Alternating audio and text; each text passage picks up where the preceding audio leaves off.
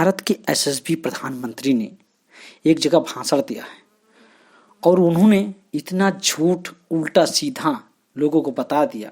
उन्हें लगा कि पूरा भारत अनपढ़ और गंवार है, मेरे भाषण को ध्यान नहीं देगा, न समझेगा न परखेगा, मगर यही उनकी सबसे बड़ी मूर्खता है।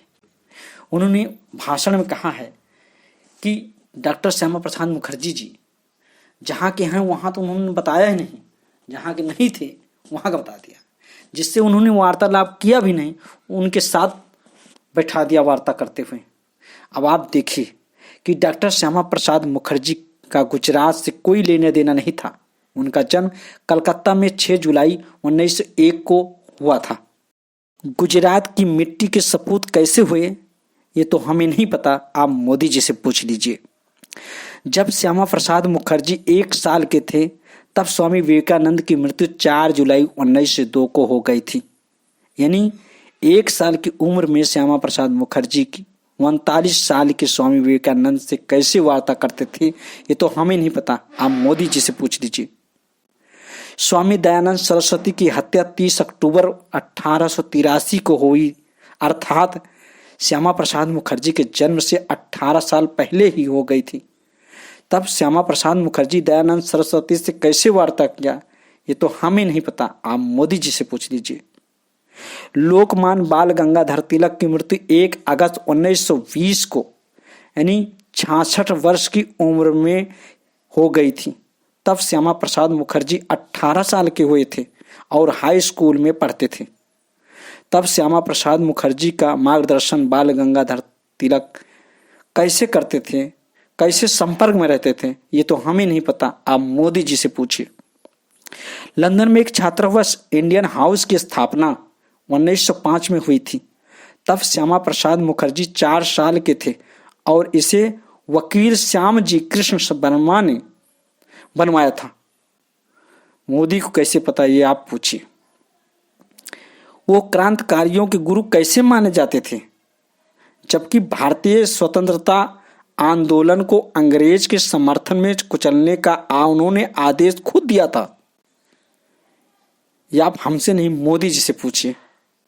उनकी मृत्यु 1930 में नहीं, स्वतंत्र भारत में 23 जून 1953 को श्रीनगर कश्मीर में हुई थी। तो उनकी अस्थियां जिनेवा कैसे गई यह आप हमसे नहीं। हिंदू मुस्लिम करने वाले, धर्म को लड़ाने वाले, पूरे भारत में नफरत फैलाने वाले, आखिर इतिहास को किस तरह से तोड़ मरोड़ के सबके सामने बोल दिया कि जो हम बोल रहे हैं वही सत्य है। मोदी जी भूल गए इस भारत देश में आज से नहीं आद से विद्वान हुए हैं, बुद्धिजीवी हुए हैं, एक से बढ़ के एक।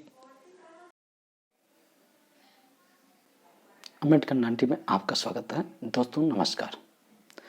दोस्तों, भारत के यशस्वी प्रधानमंत्री ने एक भाषण में इतना बड़ा झूठ और इतिहास को तोड़ मरोड़ के बोला। उन्हें लगा भारत की जनता जो है मूर्ख व अनपढ़ गंवार है, इसलिए हमारे भाषण को न ध्यान देगा, न समझेगा, न परखेगा। टोटल उन्होंने झूठ और इतिहास को इस तरह तोड़ मोड़ के बोला है। अगर आप ये वीडियो देखेंगे तो समझ जाएंगे कि भाषण नहीं, ये गंवारबाजी है। आप इस वीडियो को देखिए और जानिए, समझिए, परखिए और कहिए कि ये भाषण जो मोदी जी ने बोला है ये सही बोला है या झूठ बोला है। आप आगे वीडियो देखिए। प्रधानमंत्री जी मेरी गुजरात की मिट्टी के सपूत डॉक्टर श्यामा प्रसाद मुखर्जी विद्वान थे। विवेकानंद जी उनके साथ वार्ता करते थे, स्वामी दयानंद सरस्वती उनसे वार्ता करते थे, लोकमान्य तिलक उनका मार्गदर्शन में संपर्क बनाए रखते थे और लंदन में अंग्रेजों के नाक के नीचे इस गुजरात के सपूत ने इंडिया हाउस का निर्माण किया था और मदन लाल धिंजरा ने कर्नल वायली को मारने का काम उस इंडिया हाउस में किया था। हिंदुस्तान में क्रांतिकारियों के वो गुरु माने जाते थे। उन्होंने 1930 में उनकी मृत्यु हुई और मरते समय उन्होंने एक इच्छा व्यक्त की थी कि मेरे अस्थि जो है उसको संभाल के रखा जाए, लेकिन देश जब आजाद हो तब मेरे अस्थि आजाद हिंदुस्तान में ले जाएं ताकि मैं जो भारत, आजाद भारत की सांस लेना चाहता था, जीते जी नहीं ले पाया, लेकिन मेरे मरने के बाद मेरे अस्थि को आजाद हिंदुस्तान की हवा का रुख का पता चले, इसलिए ये मेरे अस्थि संभाल के रखे जाए, देश आजाद होने के बाद उसे ले जाया जाए।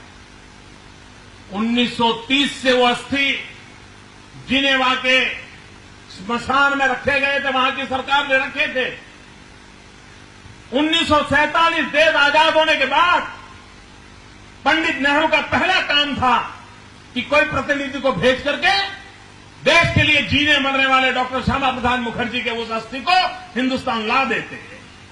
नहीं किया, 2003 तक नहीं किया।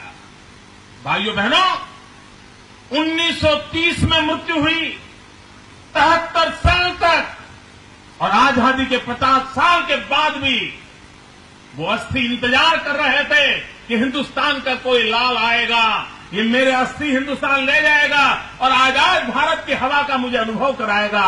ये काम प्रधानमंत्री जी आपकी पार्टी ने नहीं किया, इतिहास को दबोचने का प्रयास हुआ। भाइयों बहनों, ये मेरा सद्भाग्य था, ये मेरा सद्भाग्य।